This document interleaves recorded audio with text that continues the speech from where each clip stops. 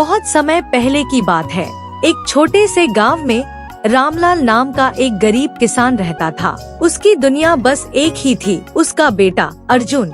रामलाल ने बहुत मुश्किलों से अर्जुन को शहर पढ़ने भेजा। वह चाहता था कि उसका बेटा कुछ सीखकर उनकी किस्मत बदल दे। 5 साल बाद जब अर्जुन गांव लौटा तो उसने देखा गांव के लोग दुखी और परेशान हैं।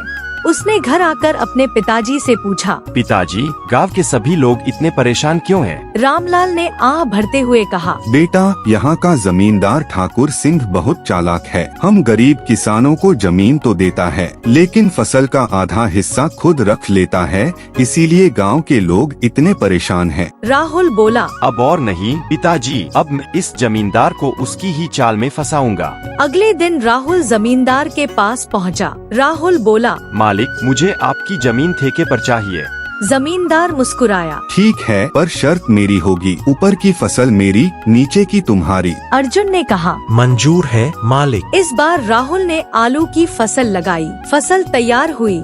जमींदार आया और बोला, चलो मेरा हिस्सा दो ऊपर का। अर्जुन मुस्कुराया। जरूर मालिक, ये रहा आपका हिस्सा। ये ऊपर की घास फूस आपकी और नीचे के आलू मेरे। जमींदार के मुंह से आवाज तक नहीं निकली। कुछ समय बाद अर्जुन फिर गया जमींदार के पास। ठाकुर सिंह बोला, इस बार नीचे का हिस्सा मेरा और ऊपर का तुम्हारा। अर्जुन बोला, ठीक है मालिक। और उसने गेहूं की फसल बो दी। जब फसल की कटाई हुई, जमींदार अपना ऊपर का हिस्सा लेने आया। तब अर्जुन बोला, मालिक, ऊपर की सारी बलिया मेरी, बाकी नीचे की घास आपकी। जमींदार गुस्से से तिलमिला गया, पर शर्त के मुताबिक वह कुछ बोल भी नहीं सकता था, इसलिए जमींदार चुपचाप वहाँ से चला गया। कुछ महीने बाद अर्जुन फिर जमींदार के पास गया। अब जमींदार ने मन ही मन कसम खाई और बोला, इस बार ऊपर और नीचे दोनों मेरा और बीच का तेरा। अर्जुन बोला, ठीक है मालिक। और इस बार उसने गन्ने की फसल लगाई। कुछ महीनों बाद जमींदार खेत पर आया। जमींदार के आते ही अर्जुन ने जमींदार से बोला, ये लो मालिक, आपके ऊपर और नीचे की पत्ते और जड़े, और यह बीच का हिस्सा मेरा हुआ।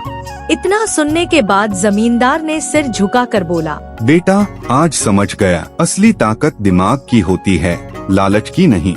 उस दिन के बाद ठाकुर सिंह ने अपनी सारी जमीन किसानों को लौटा दी। गांव में फिर से खुशियां लौट आईं।